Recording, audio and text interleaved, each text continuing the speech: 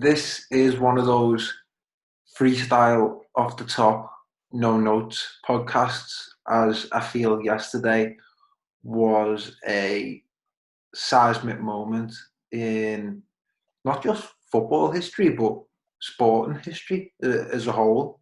In all honesty, um, the greatest player of all time, in my opinion at least, Lionel Messi, effectively handed in his notice to Barcelona, a club he's been at for almost 2 decades.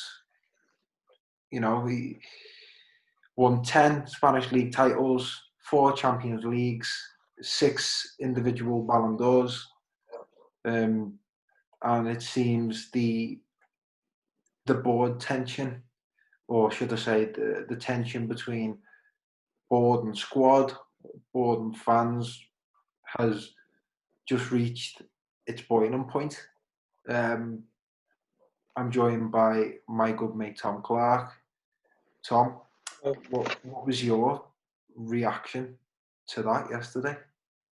Yeah, I was completely dumbfounded, completely shocked. But at the same time, it was a state of shock because it was such a massive event. But at the same time, it was coming. But yeah, obviously Messi leaving Barca, I never expected to happen. I always thought it'd be this romantic ending where he'd stay on for his best years, and when he seems to be slowing down in the slightest, he'd move back to Argentina.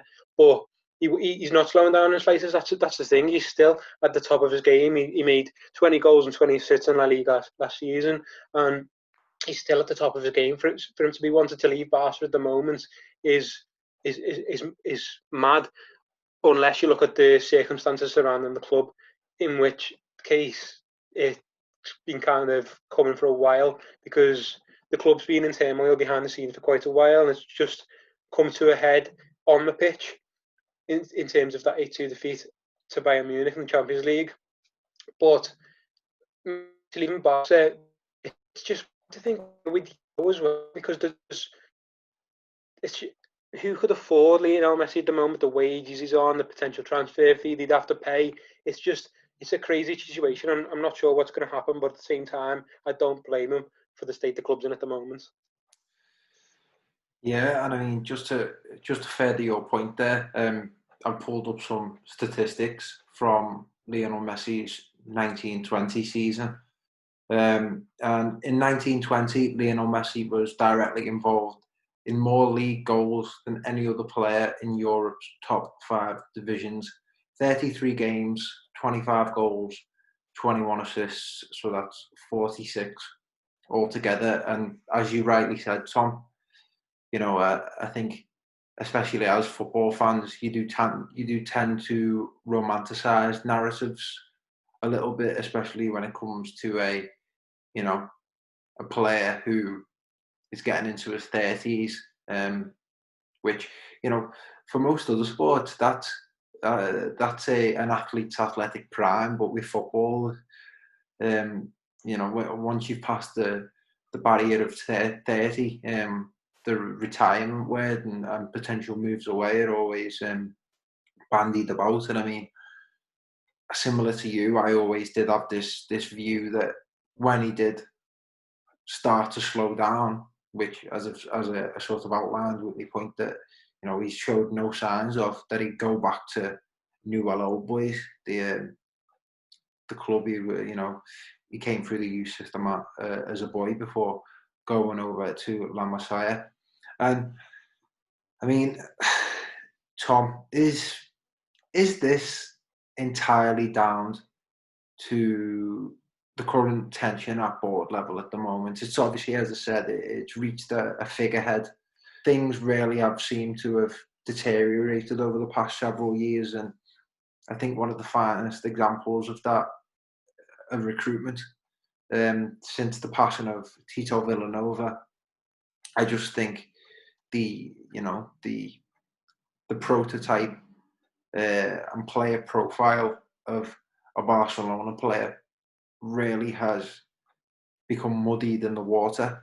Do you see where I'm coming from with that sort of point? Yeah, definitely. And the kind of the first signs of it were the slowing of the seeming. It seemed like a conveyor belt of players from La Masia to the first team, and that just started slow, and then suddenly things started to go wrong at board level as well. The president, I think Samuel Marsden, who worked for ESPN, summed it quite well in a thread he did back in January about what was happening behind the scenes at Barca. Obviously, the current president wasn't doing things in the way that most people would have liked, and it's just all come to a head on the pitch. All these problems behind the scenes, and it's on for all the world to see. Obviously, that 8-2 defeat to Bayern Munich, and it's happened in the last couple of years. The 4-0 at Anfield.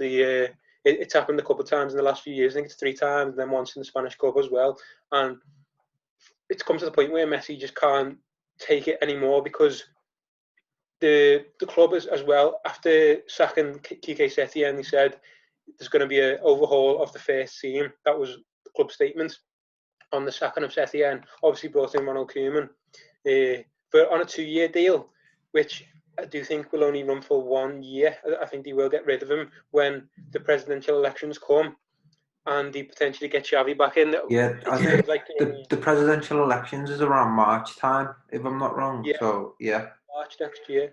There have been calls to bring that forward, because there's been talk of a vote of no confidence in Bartomeu, because he's been doing things questionably in terms of player transfers and financial fair play as well.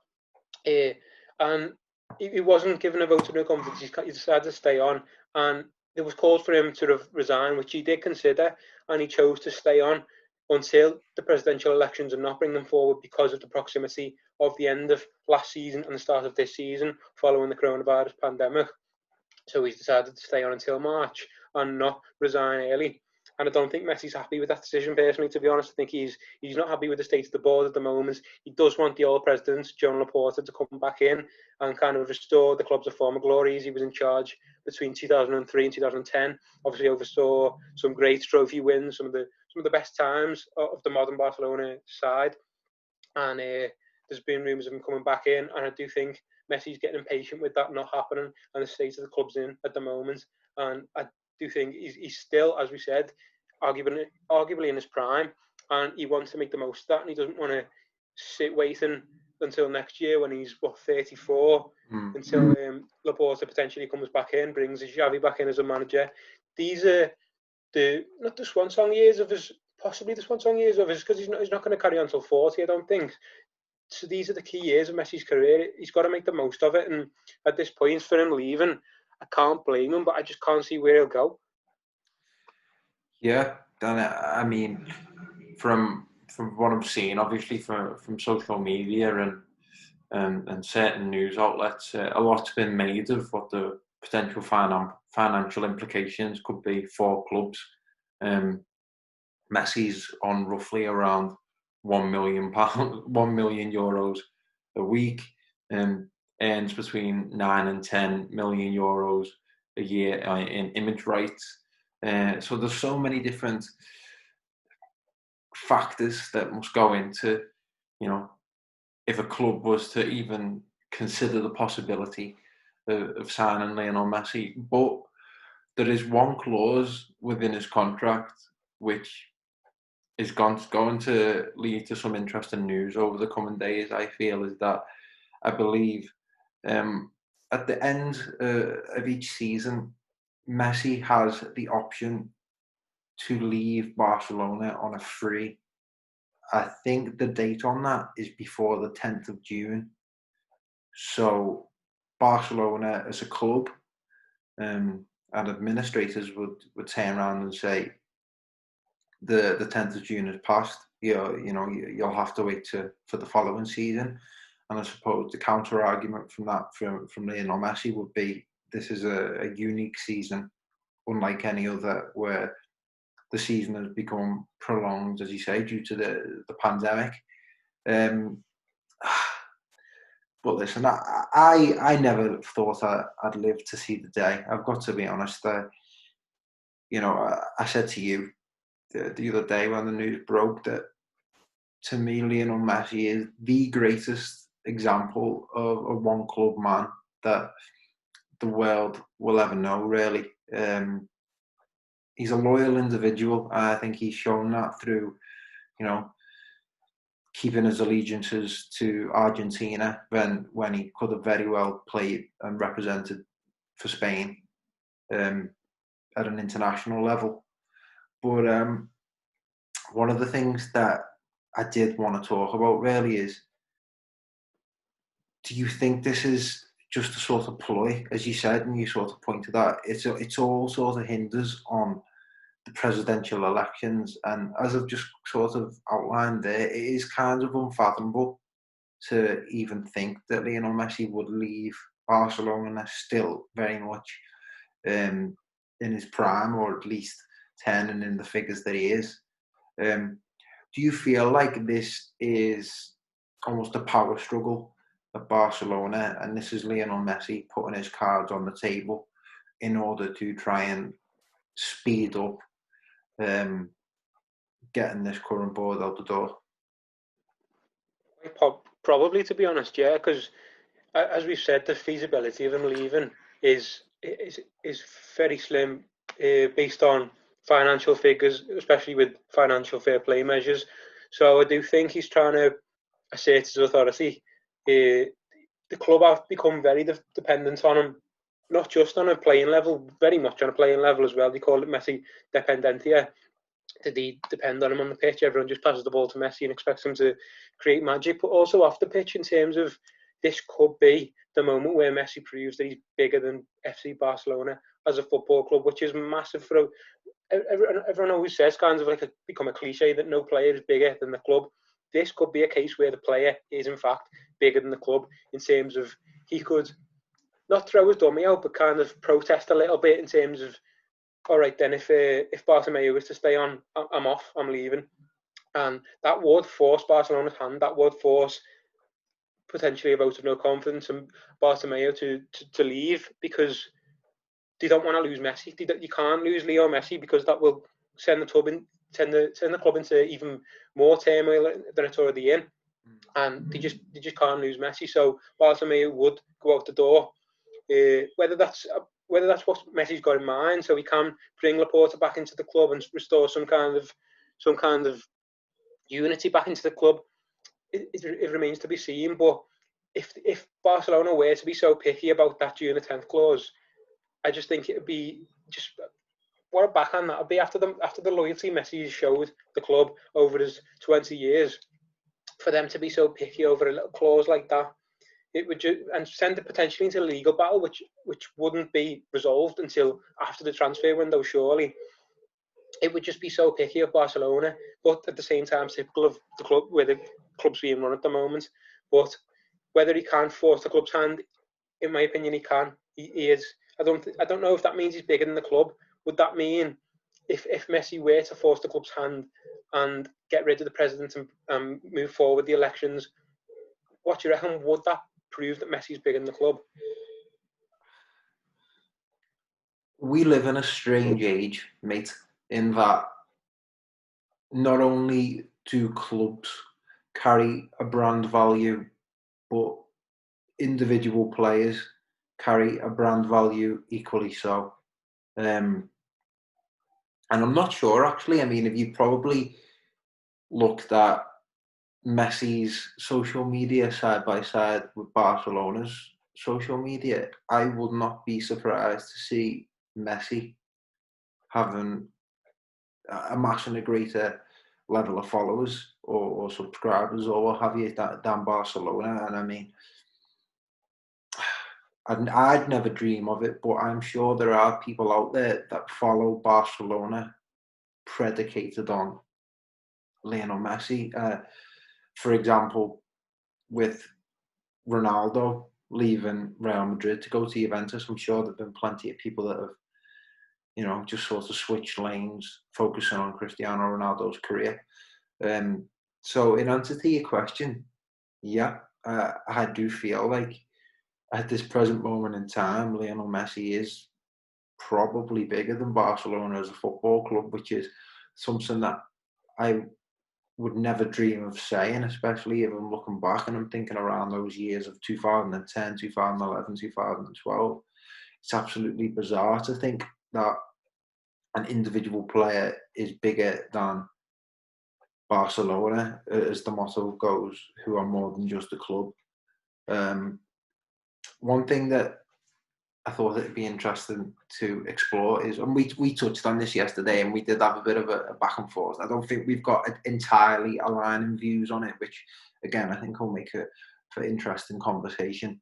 But one of the things that I think has contributed to this massively, obviously, from a trophy standpoint, I think this is the first season since 2007 since Barcelona have won silverware. And for me, I feel like it's been a long time coming in that there's been a huge power shift across Europe. I think you've seen that in the cycle of transfers that has transpired over the past several years with, Ronaldo leaving Real Madrid, going to Juventus, as I mentioned, Neymar leaving Barcelona and going to PSG. Obviously, the Premier League in England took the limelight for the last several seasons gone. I mean, I think that's epitomised with, I think it was the 18-19 season where there was 4 English teams competing for the Champions League final and the Europa League final. So just little indicators like that. And now, who knows, with the success of the likes of Bayern Munich, who've just come off the back of winning the Champions League for the 6th time, and Borussia Dortmund, who continue to be astute with their business model in terms of recruiting young talent. Are we going to continue to see this power shift away from Spain, where it very much was when I'd say we were growing up? Yeah, potentially, yeah. I do think Spain is still a great power. They are weakened at the moment. Both sides are weakened. Obviously, Real are weakened by Cristiano leaving, and they've been weakened this season. It's probably the worst La Liga I've seen in terms of standard. You usually see both clubs properly pushing on towards the 100-point mark, whereas this season it's just been whoever wins is the one who kind of just gets to it. It's not really being a race for the title. It's being whoever's not worse will win it. Yeah. Among 2 bad teams that are very big. And on a European scale, they just can't compete at the moment with progressing clubs. And you see, like you said, the power shift toward Germany, potentially newer clubs like RB Leipzig coming in as well, getting further in the competition than major Spanish clubs. And potentially there will be a power shift. But with clubs of stature of Real and Barca, I can't see them moving away too much. I do think they will always hold some sort of power, and with the financial clout they've got and the players they've got as well, even I know it's changing at the moment, but they can't be completely shoved out of the picture. I do think they will always still be there, but yeah, I do agree with you that Spanish football is just not as strong at the moment on an international scale in terms of the national team as well as it was maybe 10 years ago. And there has been a power shift, yeah, I do agree with you to some extent, away from Spanish football, and it is a shame to see, especially from a point of view of supporting Barcelona as a second club. But yeah, I do agree there has been a power shift, and it does seem to be maybe German clubs and English and Italian coming up above them. Okay. And before we move on to who the potential suitors for Lionel Messi might be, I think I do hesitate to talk about this because it is very sort of fantasy matchup, if you know what I mean. It's almost like, we're playing FIFA in real life. But before we talk about that, I want to talk about our old mate Ronald Koeman and what he's walked into at Barcelona. I mean, we knew what he was like after his couple of seasons in charge of our football club, Everton. Exemplified in his treatment of Umar. I will throw my hands up and say, forgive me, Umar, but he was one of the least technically talented players I've ever seen play for Everton. But that doesn't mean that you don't give him a locker in the first team dressing room and you make him go and get changed in his car. You know, he's still part of the first team group. That's not his fault. It's just down to poor recruitment from past regimes. Now, obviously, since being appointed Barcelona boss following the dismissal of Quique Setien, Ronald Koeman is obviously one of those appointments to try and get the fans back on side. Obviously, he was part of the dream team and scorer of that tremendous free kick in, what year was it? The Champions League 92 Champions League final. Tremendous free kick. One of the best central defenders I think has ever played the game. But he is, he's notoriously very hard-nosed with his treatment of some players. There was obviously a very short, was it a phone call between him and Luis Suarez, saying that Luis Suarez isn't part of his plans.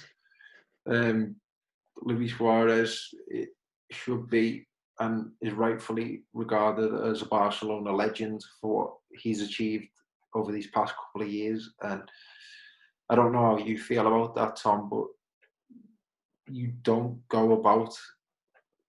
treat players like that in football. Yeah, you can get away with doing it to him on the ass, but Luis Suarez is a bit of a different level. Like it was awful what he did to Nias, but you can't walk into Barcelona. I know he's a club legend and that, but to be coming in and it's going to upset. And I know from several stories, hearing what he was like at Everton, he was very cold and frank and not very welcoming and warm to anyone really. And I think he's just come into Barcelona and upset the squad already in his first. He's come in for 20 minutes and he's managed to get rid of Suarez and Messi. Like, how do you manage that? And there's been calls as well. I think this was reported by AS. I'm not sure if it's true that he told Messi that this was the end of his privileges at the club, and that was enough for Messi to send this fax and say he was ready to leave. I'm not sure how true that is. That was just the news reports coming from Spain. Mm-hmm. But to come in and unsettle a club like that in your first couple of days, I don't think there's been a worse start managerially. I know the club's in turmoil, and they needed someone to come in and steady the ship. But if you need someone to come and steady the ship, why come in and tell all the first team players, arguably the best first team players, that you need to find a new club? Who's that going to? I don't see his logic in that, to be honest, and I don't know what he's trying to do. Whether he's trying to rebuild the club from young players rather than relying on the old guard. I know that's what Barca have indicated in the statement when they sacked Setien, as I said before. But I don't know what his idea is behind that. But as he says, his old ways from Everton coming to his new management style from these reports from Barcelona. And I do think this is going to be a disastrous year again for Barca until they finally get Xavi in. And it seems like this Xavi is the saviour who's going to come in and grace the football club again, but we don't even know that at the moment. Whether he's as good as a manager as he was a player, we don't know. So it's just all up in the air, and I can't see Koeman doing anything for Barca this season, to be honest. A very foreboding forecast by Mr. Clarke there. Now, time to play, fantasy matchup time, mate. Like, when I was looking over what's been reported from Lionel Messi's current contract, the release clause is in the region of 700 million euros. In a coronavirus pandemic world, it's hard to think of any football club that would consider coughing that amount of money up for one single player at the age of 33. Albeit, I know there'll be certain stipulations and contract clauses, where the payments would be spread out under X amount of years. But this comes not too long after Khaldoon Al-Mubarak, the chairman of Manchester City, said the club may potentially break their mould of signing players around the peak ages of the mid-20s, and they may go against the grain in that sense. They're obviously the standout name from England. Manchester City seeing seeing Lionel Messi reunite with Pep Guardiola, I don't know about you, but that excites me massively. That prospect is, whether or not, I support Manchester City, I don't. I've got a huge amount of respect for Manchester City and what they've managed to do. But to be able to see Lionel Messi play, at Goodison Park, for example, or, at the Etihad, it'd be sensational. Anyone else spring to mind in terms of the potential teams that may chase Lionel Messi's signature? Probably no others in England. I can't see anyone having 700 million to cough up in Europe, in England, apart from Man City. Probably only the clubs that are owned by a country, the likes of PSG and Man City. Man United, they're not budging on the 120 million valuation that Dortmund have put on Jadon Sancho, so they're not going to cough up 700 mil. But for Lionel Messi, Liverpool aren't the type clubs to do that either, even though they are top of the world at the moment. And it's only Man City who would do that. It is exciting, and it would be great, and I'm sure that would be the way. If you're going to somehow fill the Etihad, that's the way to do it, Lionel Messi. But I can't see anyone else. He wouldn't go. Messi's a perfectionist, and he needs teammates up to his level, and that's why. That's one of the reasons I think why he's threatening to leave Barca at the moment, and he couldn't, even at this stage. I don't think he could go to New Old Boys and play with players who aren't up to his standard. He couldn't go to Saudi Arabia, he couldn't go to China or even the MLS at this point, because he would just get so frustrated at his teammates not being up to his level. So it would be PSG or Man City, maybe Juventus as well. But I don't know about financial Juventus. Potentially Juventus. Bloody hell, imagine that. Lionel Messi and Cristiano together. That would be amazing. Like, to see them two play together just once, even, just would be unbelievable. But I don't know I don't think Juve are in a position to pay out 700 mil either. And I don't think it will be 700 mil. I think there will be some kind of settlement between the club and the player in terms of that clause that reportedly ran out on June the 10th. So I don't think any of it will be. But if it is the 700 mil, those are the clubs who I think would be in for him. But I can't, to be honest, I still can't see him leaving. I don't think, even though he said he wants to leave, I don't think he will leave. Because as I say, it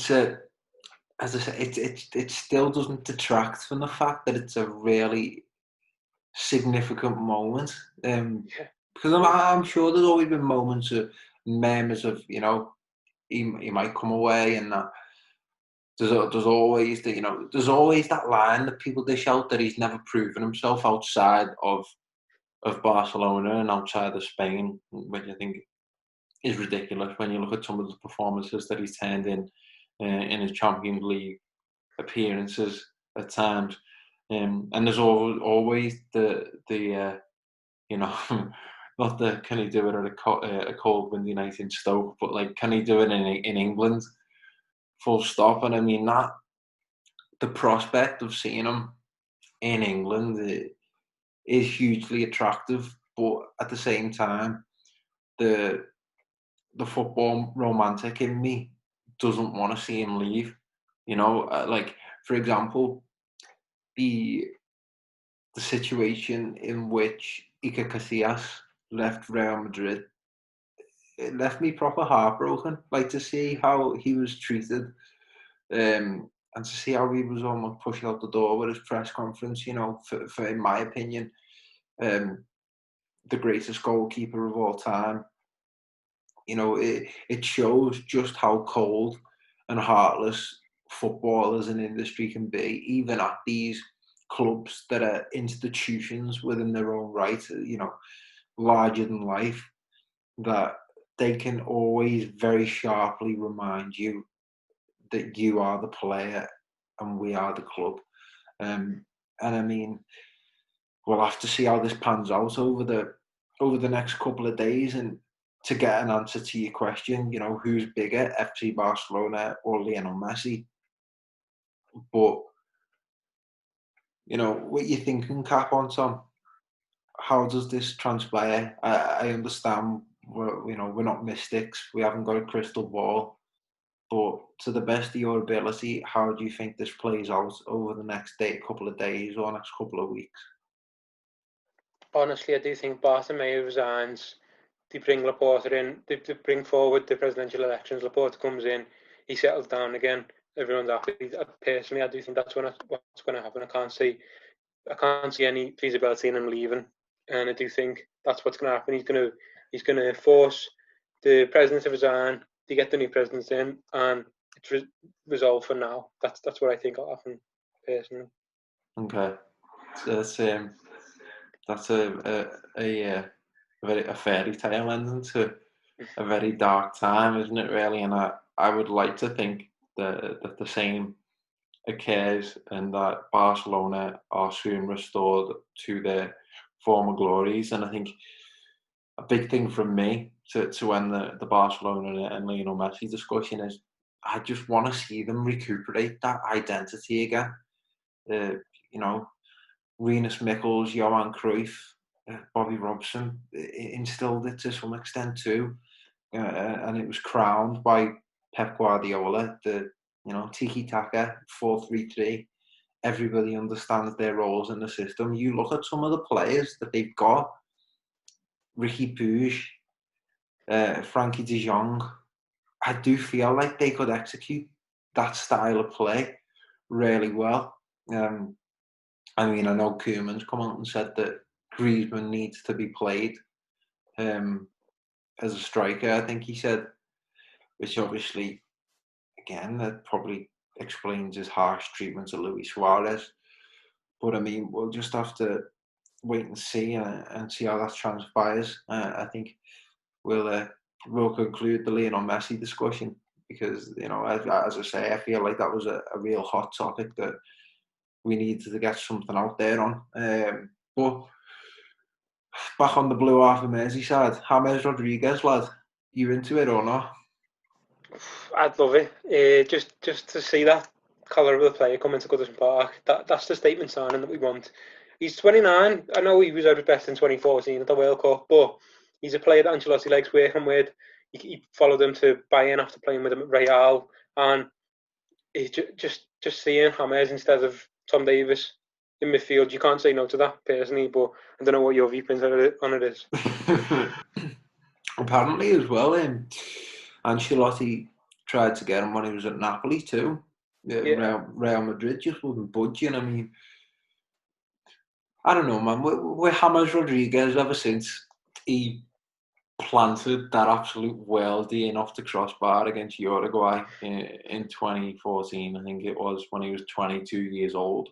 Every other year, it seems he's linked to a top English club. And as similar to what we discussed with Messi, it's always like, can he do it in the Premier League? England is the proving ground. If Everton are the club that takes that gamble now, maybe the hype has died down a fair bit, given that he's 29 years old. But if Everton are to be that club that takes the gamble on James Rodriguez, you know what, mate, as you sort of elucidated to there, the current state our midfield's in, I'm all for it. We need that creativity. He's demonstrated that he can play across the midfield, out wide, through the middle. I don't know what we'd be expecting from him defensively, but you'd like to think again, it comes to another potential signing. Alan is over the line within the next week or two. Apparently he's doing individual training away from the group at Napoli to avoid any potential injuries ahead of his proposed move to Everton, which is exciting again. He seemed very keen on rejoining with Carlo Ancelotti. I think what we're seeing now is the pulling power of Carlo Ancelotti. The players that have worked under him that appreciate and understand his methods see this as an interesting proposition. And again, like, we just come off the back of a 12th place finish, mate. Throwing my hands up, aside from Richarlison, Dominic Calvert-Lewin, Mason Holgate, Luca Dean to an extent were not that special, but these introductions might be a catalyst for, making a more complete team that challenges for Europe. How do you assess our other transfer targets? I mean, at the moment, they all seem to be coming out of midfield, with Gabriel, seemingly off to Arsenal, and Thiago Silva, who was bandied about earlier on in the window, looking lines up to go to Chelsea. But Alan and Abdoulaye Doucouré of Watford is another name that's been thrown back into the mixer. What do you think? Doucouré, Alan and James have been the three central midfielders. John was saying, from Toffee Blues, he was saying this morning, it shows how much Ancelotti rates our midfield in terms of just getting rid of all of them and just completely replacing them, getting three new central midfielders in, and I completely agree with him. We just need a massive upgrade in that area, and there was blatantly see for everyone, Ancelotti more than anyone, in the fact that after lockdown, our central midfield were not doing anything. They weren't protecting the back line, they weren't supporting the front line, they were just there being bypassed all the time, and they were rubbish in possession as well, giving the ball away quite often. So a complete upgrade is needed. And I suppose I've seen some people say, "Oh, is it reminiscent of Steve Walsh coming in trying to buy all the number 10s?" But no, we do need reinforcements in central midfield. That's the urgent area that we do need reinforcements in. I would like to see more rumours of other positions, maybe a backup to Gabriel coming in at centre back where we do need strengthening. Also a right back. I know Santiago Arias has been rumoured to come in and essentially provide that experience like Sidibe did last season. Maybe that could be a lane to go down as well. But there seems to be, for once in a window, there's no strikers being linked with Everton, which is interesting, obviously, because we've got the likes of Moise Kean, Richarlison, and Dominic Calvert-Lewin at the moment. So it's nice to see that area sorted. But yeah, I do think we need to be linked with more defenders and hopefully a goalkeeper as well, because it does seem all to be coming through the central midfield at the moment. Yep, 100%. I echo most of what you've said, to be fair. And to sign off, I saw a quite comical tweet the other day. Don't get me wrong, right? Seamus Coleman is one of, if not the nicest Premier League footballer I have ever met. Obviously, after suffering that horrific leg injury, the levels that he's got back to are absolutely astounding. Now he's club captain in his 30s, and in my opinion, he's the best Everton right back I've ever seen, and was one of the best right backs in Europe in his prime.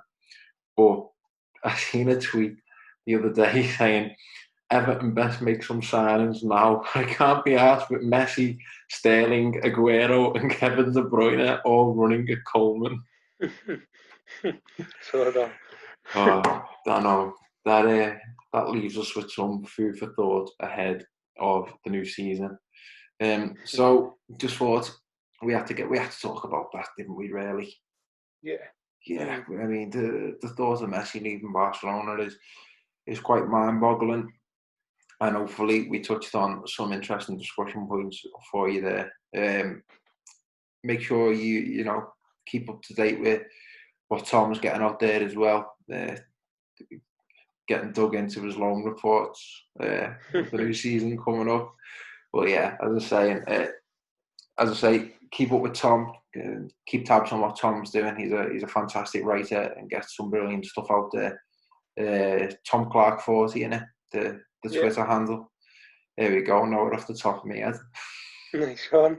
So just got a ring to it, hasn't it? There we go, fellas. Thanks for tuning in, and there'll be more stuff out there soon. Take care.